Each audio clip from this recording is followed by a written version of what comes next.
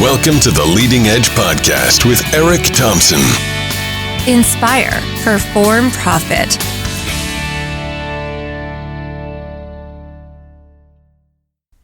Hey there, what's going on, everybody? It's your good friend Eric. This is the Leading Edge Podcast. We're at episode number 22. I have all of you to thank for hitting a milestone. We just went past 1,000 downloads, and actually way past 1,000 downloads.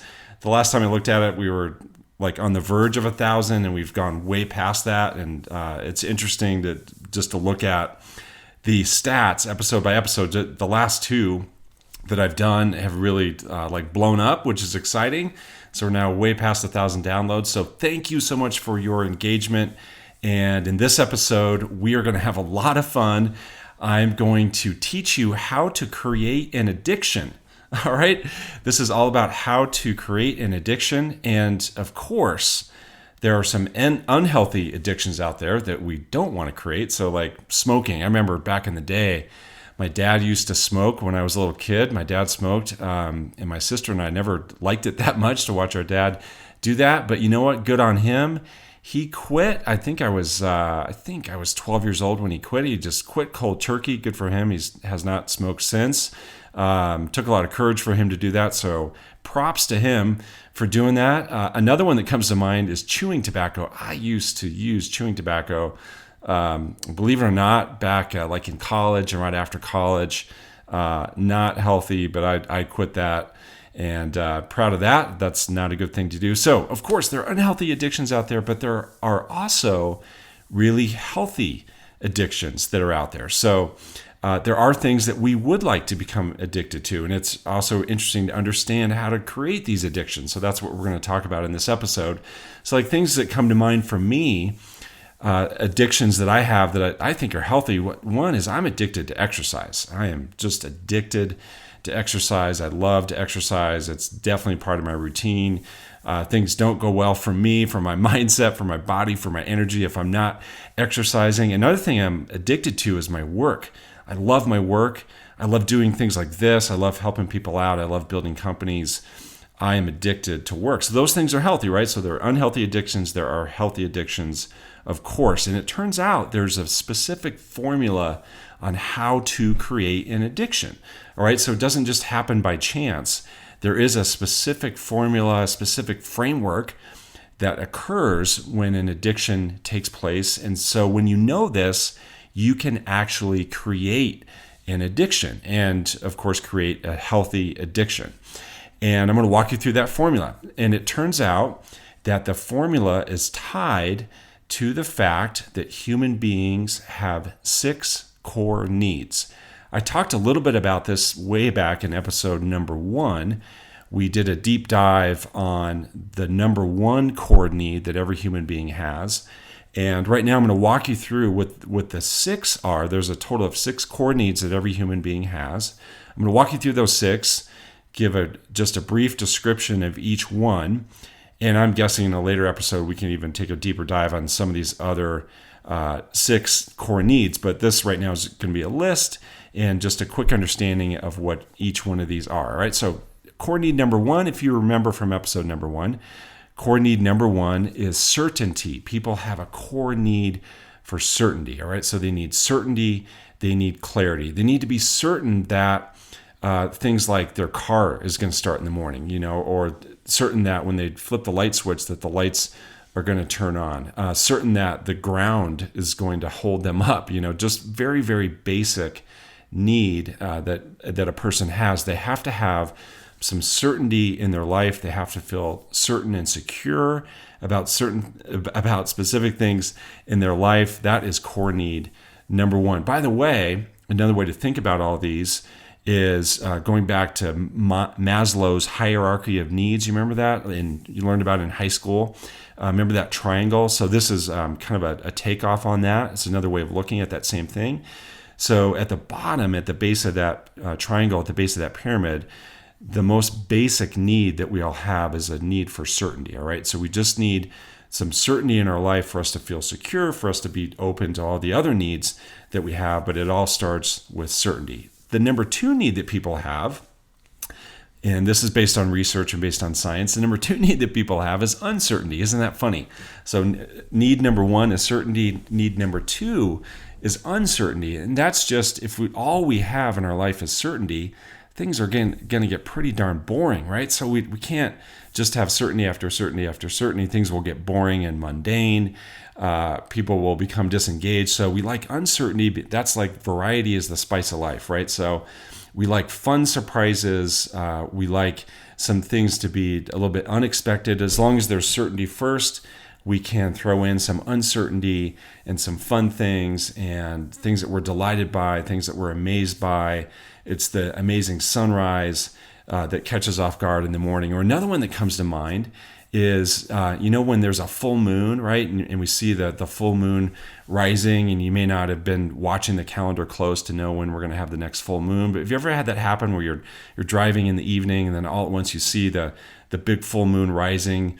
You see it kind of through the trees or see it out on the horizon. I mean, that's amazing, right? Doesn't that just delight you? So that's an example of some uncertainty, things that come along that just kind of blow our mind, that make us feel amazed and delighted. Those are examples of things and that need being met, that need of uncertainty. Need number 3 is the need for significance. We have a need to feel significant. Another way to say that is we have a need to feel that we matter. All right, we need to feel that we matter, that we have worth, that we have value. So we have this need for significance. Need number 4 is a need for love and connection. So of course, no surprise, we have a need for love and connection. We need to feel connected to other human beings, connected to people in our family. We need to not feel completely 100% isolated. Of course, there are times where we want some alone time, but you know what? We have this core need to feel connected to other human beings and to feel part of something bigger than ourselves. We need to feel love. We need to feel connected. Number 5 says that we have a core need for meaning. Another way to say that is we have a need for purpose. We need to understand why we were put on the planet in the first place. I think a really good example of that is children. So if you have children, like when I think about my kids, it fits and it fills that need for meaning, for purpose. I feel meaningful. I feel purposeful as I'm raising my kids, as I'm teaching them lessons, as I'm spending time with them. I feel that I am fulfilling a purpose. I'm fulfilling the reason why I was put on the planet in the first place. A lot of people get really into charitable organizations and giving back in that way. And that's another example of filling that need for meaning, for purpose. You're really engaged with a certain organization. You're giving your heart and soul back, and it fills you up because it gives you this sense of meaning and purpose. I am doing something I was meant to do. I'm giving back to other people. I'm feeling this need for meaning and purpose. That's number 5. Number 6 is the need for growth. We all have a need to feel like we're growing, that we're learning, that our brains are expanding, that we're getting new experiences and new things put into our mind. We can see things in different ways. We're evolving. So we have a core need to grow. We have a core need to not just be stuck and be the same person. We want to feel like we're evolving over time. All right, so those are the 6. I'm going to run through them one more time really fast. So number 1 is a need for certainty. Number 2, funny, it's uncertainty that lives there at number 2. Number 3 is significance. Number 4 is love and connection. Number 5 is meaning. And number 6 is growth. So here's the formula. How do you create an addiction? Well, the formula is simply you deliver 4 of the core needs. All right, isn't that amazing? So all you have to do is deliver 4 of those core needs, and now you have created an addiction, whether healthy or unhealthy. If you can deliver on 4 of those needs, you have created an addiction. Now, I'm going to give you a really funny example, and then we'll get into some things that you may want to create an addiction for, either for yourself or for others. But let's start with a funny example. A funny example is Facebook. All right. Do you notice some people who are addicted to Facebook? Might you be addicted to Facebook? And that's okay if you're addicted to Facebook. No judgment on that. I like Facebook. I spend a lot of time on Facebook, and you're going to see why as we go through this little formula here. But Let's put Facebook through this filter. Let's see if Facebook works with the formula of all you have to do is deliver on 4 of the needs. Let's see. So it turns out that Facebook delivers on the first 4 needs that every human being has. What's need number 1? Need number 1 is certainty. How is Facebook certain? How is Facebook clear? Well, I think it comes down to the simple fact that Facebook works when you open it, right? So from your phone, you press the little blue icon, the Facebook icon. You know what? It works. And pretty much all the time, I think I've had very few instances where it doesn't work. Another thing that's certain about Facebook is the format, right? So you know when you open it, you know what the format is going to be. You know how it's going to look, and you know how to scroll up and look through different posts. And that's all very certain. It's all very predictable. Facebook wouldn't work is if every time you open it up, it was totally different, and they changed the format every time, and they changed where the buttons were and how things work. That would drive people crazy. People would shut down. They would not engage with Facebook anymore if that certainty was taken away. All right. So is that making sense? So Facebook certainly is certain. Number 2 is uncertainty. Is there uncertainty with Facebook? Well, absolutely. When you open it up, you don't know what you're going to see. You know the format, you know the structure, you know how it's going to be laid out, you know how to scroll. There's certainty. The uncertainty is you have no clue what's going to be there. You have no clue what your friends would have posted, the cool picture that you're going to see from their vacation or their kids or their dog or whatever, or the inspiring posts that get put up, or the inspiring stories that people talk about on Facebook, right? You don't know what's going to be there. You don't know what's waiting for you. Another funny example of uncertainty is you don't know how many likes that your post got, right? So that's always exciting, right? You post something, and then a little bit later, you're going to be curious to know, well, I wonder how many posts I got, or I wonder how many likes I got, right? So you're looking for what number is in that little red circle, right? So that's the uncertainty being delivered. It's kind of fun. It's exciting. It's almost like a game to open that up and see, well, I wonder how many likes my post got. That's how they deliver on uncertainty, which is need number 2. Need number 3 is significance. And remember, I said it's also saying that I matter. I am valuable.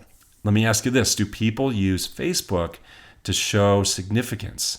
Do they gain a feeling of significance by what they put onto Facebook?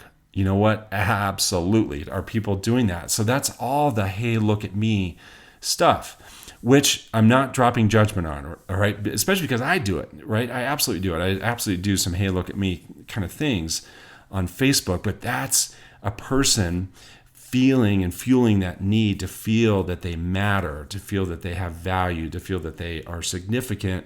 It's the, hey, look at me, look at what I did, or look at what someone in my family did, or look at this accomplishment, or look at where I traveled to, or whatever. Look at my new outfit, or my new hairdo, or this new thing that I learned, whatever. That's you see the person's need for significance being fueled on Facebook, right? And being filled on Facebook. They fill that bucket on Facebook. Number 4 need of every human being is love and connection. Do people use Facebook to feel love and feel connected? Well, yeah, absolutely. I mean, just look at the simple fact that you can love a post.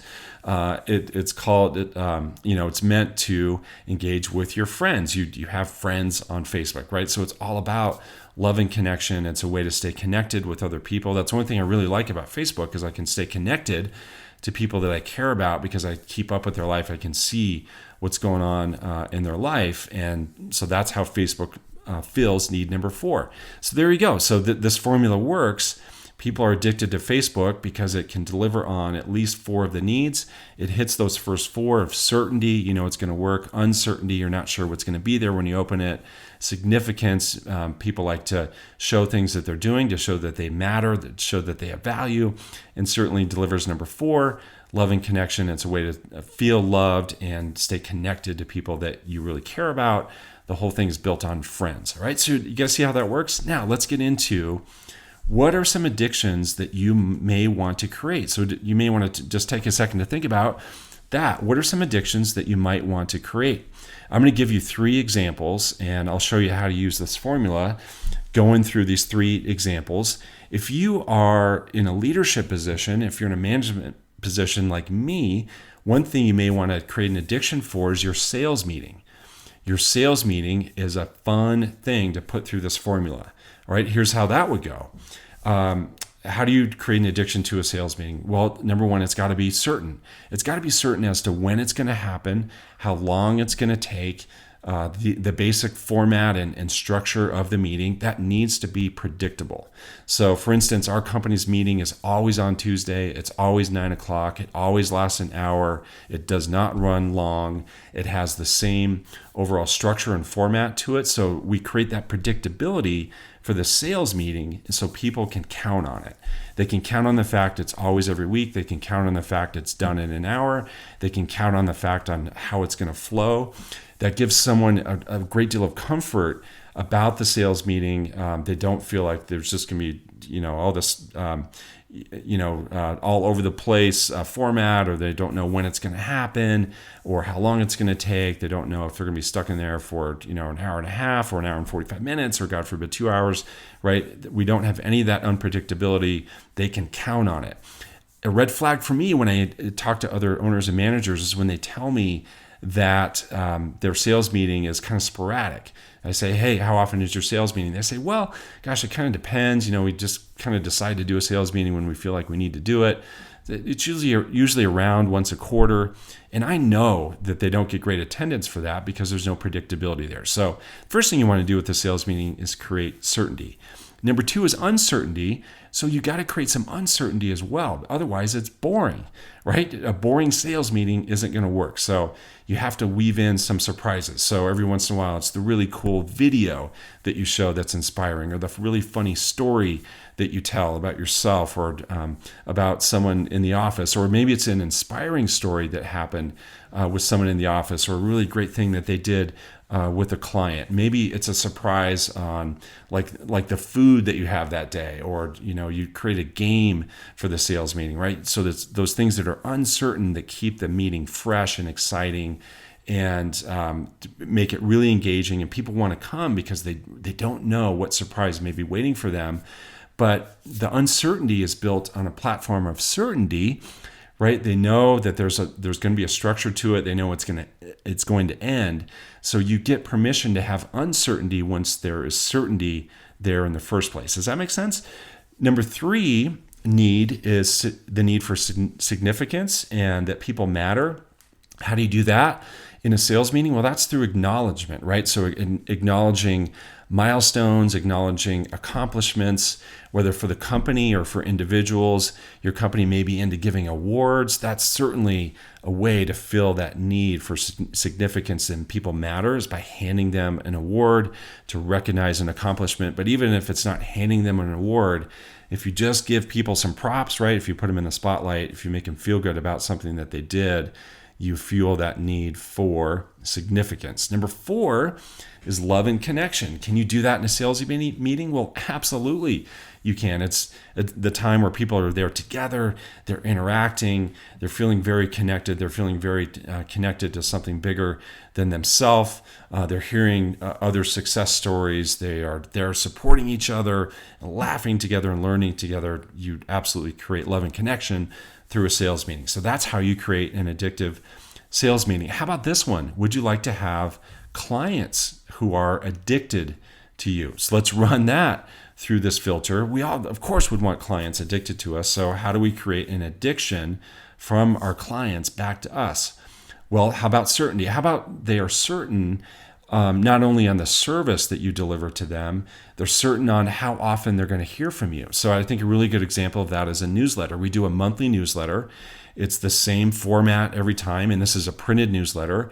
It goes out the door pretty much the same time every month, so it shows up in the mailbox pretty much the same time every month. So our clients can count on that newsletter showing up every month. They can count on how it's going to look. They can count on how it's laid out. They can count on the kind of content that's in there. So there is certainty we build with our clients just around the newsletter. How about uncertainty?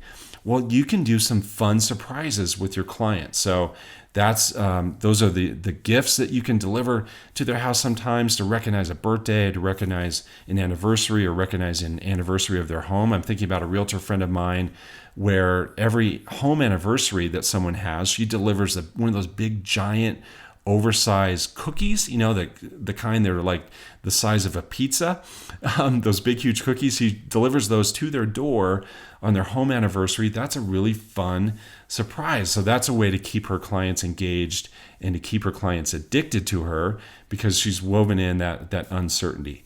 How about significance? How do you make a client feel significant? Well, you know what? It turns out that a big part of significance is money, and it turns out that someone's home is a big part of their overall wealth. So if you look at someone's net worth and their wealth, certainly their home is going to be a big part of that. So if you can show them the great decision that they've made by owning this home, if you can show them what their home is worth, if you can show them how their home fits into their overall wealth plan, you're fueling and filling that need for significance, that people matter because they feel really good about their home in terms of its worth and value. So it makes them feel like they are valuable when you can show them what their home is worth. And then number 4 is love and connection. That's super easy. As we think about clients, of course, it always comes down to how much connection we have with them. And that really comes down to time. So what amount of time are you spending with your clients on the phone, face-to-face? So those opportunities to connect with them over lunch, connect over coffee, catch up with them on the phone, wish them a happy birthday, asking them about what's going on with their family. You build that love and connection with your clients. That's how they get addicted to you. So you can use the first 4 to have clients who are addicted to you. How can you be certain to your clients in terms of the service they get from you, how often they hear from you?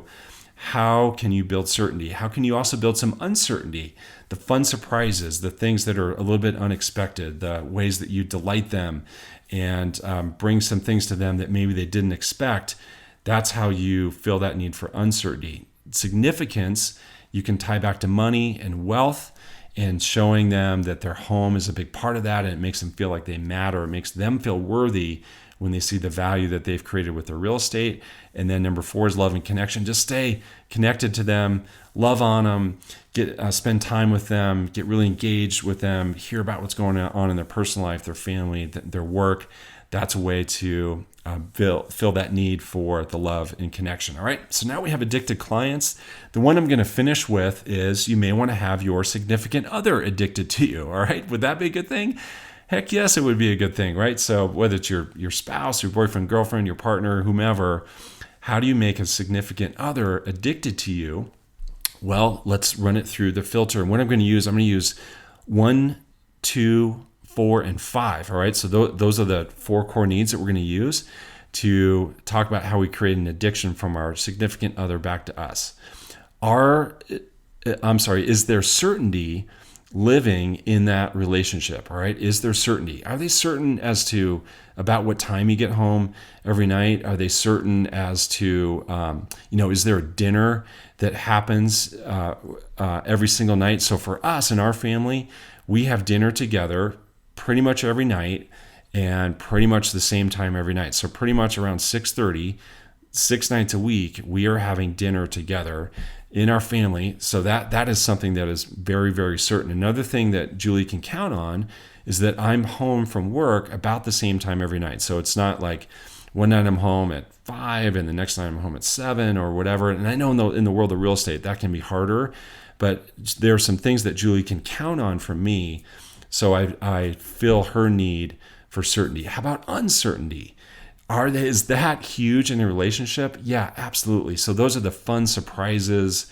It's the surprising your spouse with, hey, what if we go out to dinner tonight? Or, hey, I arranged for us to have a sitter tonight. We're going out. We're gonna have a date night. Surprising with flowers. Surprising with gifts. Surprising with little handwritten notes. All those fun little things to keep some variety in the relationship, some little fun ways to delight them. Those things can be huge in a relationship. And those are things that I think can get lost and can be forgotten. And as I was preparing for this podcast, I was thinking, boy, that's something that I used to do a lot of back in the day, especially when Julie and I were first dating. That's something I can do more of. And they don't take much time, right? So that it's those fun little surprises that can hit on that need for uncertainty. Number 4, love and connection, of course, important in a relationship, but really what that comes down to is time. Are you having a lot of time with your spouse, and is it great time? So one rule that we have at our dinner time is we don't have devices, right? So we don't phones aren't at the dinner table. They're far away, so we don't have that distraction. Plus that time together at dinner is an amazing place and way for us to create that love and connection. So love and connection in a relationship really comes down to time. And then number 5, the number 5 need is meaning and purpose. And that I feel like is a great thing to put into a relationship to cause an addiction. So one example for Julie and I, of course, would be raising our kids. So we feel this amazing feeling of meaning and purpose as we're raising our kids together, right? So that creates an addiction back between Julie and I, because we feel very purposeful as we're raising our kids. But I'll tell you another thing that we're doing together that really fills that need for meaning and purpose. We've started a charitable fund where every year we send a student to Outward Bound. So there's a program called Outward Bound here in Colorado. They lead these trips into the Colorado mountains, week-long backpacking trips for younger kids, and they teach them not just outdoor lessons like how to build a tent and how to stay safe in the wilderness, how to stay warm if it gets cold, how to pack, right? All those things that are important to know in the backcountry, but also leadership lessons, communication lessons, teamwork lessons. All those things are taught. So every year we send a kid on a trip, and we've figured out a way to have our friends help us raise money for one kid or sometimes 2 kids to be able to do that. So that's something that Julie and I do together, and that fills that need for meaning and purpose. And that's become a really awesome thing between Julie and I, and it has helped us create an addiction back toward each other, because it's this thing that we're collaborating on, that we're working on together, that makes us feel very purposeful as we're giving back to this other person. All right. So there you go. Those are 3 little examples of how to create an addiction. So now you know the formula. So all you have to do is just deliver on 4 of those core needs, and lo and behold, you are going to have an addiction. So think about something there where you want to create an addiction, either for yourself or for someone else. Use these, and I know it's going to work for you. All right. So, hey, thank you again for engaging with this podcast. It means the world to me. Thanks again for letting us blow by 1,000 downloads. I think that's pretty awesome. That's pretty cool. If you like things like this, go check out jointheleadingedge.com. It's a place where we take a deeper dive on this, and you're going to get way more content, way more hands-on time from me, and ways I can help you out. So you can join our inner circle at jointheleadingedge.com. In the meantime, enjoy life on the leading edge, and I will catch you in the next podcast.